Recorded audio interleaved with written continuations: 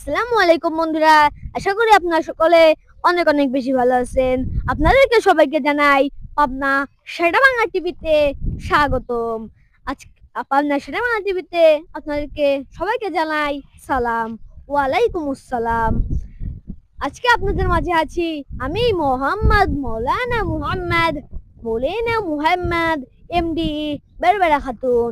আজকে আপনাদের মাঝে সকাল 13টার খবর নিয়ে আমি হাজির হলাম। ইতিমধ্যে গবেষণায় জানা গিয়েছে যে আমাদের এখানে এক ভাইয়ের একটি সমস্যা হয়েছে। তো কি সমস্যা হয়েছে তার থেকে আমরা সেই সমস্যাটি শুনে আসবো। তো চলো বন্ধুরা।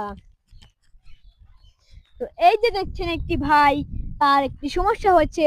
কি সমস্যা হচ্ছে আমরা এখন তার থেকে জানবো। তো ভাই আপনার সমস্যাটা কি? আমি একটাই সমস্যা, আমি অল্পতে রেখে যাই।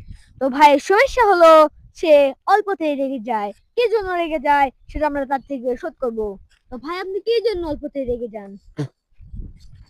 জানিস না কিন্তু রেখে যায়, এই পুরো পৃথিবীর লোক যারা আমি কিন্তু রেখে যায়, তুই জানিস না? তুই কি খাস? তোর মাথা মতো কি ঠিক আছে? সরি ভাই, ছেলেটাকে ক্ষমা করে দাও। তো ভাই দেখছেন অনেক রাগ, সে হচ্ছে গা অনেক রাগ হচ্ছে গা, তার থেকে ইন্টারভিউ নিয়ে যাওয়া যাবে না। তো ভাই আপনি অল্পতে রেগে যান কেন?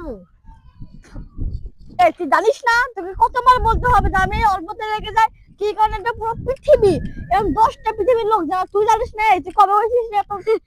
সারতে বলে যা। সরি।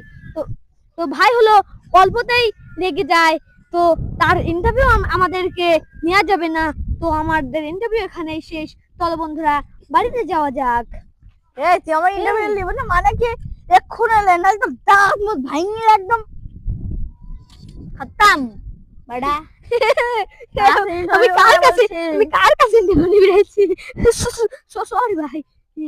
তো আপনি এটা ও ও ও ওষুধ খান না?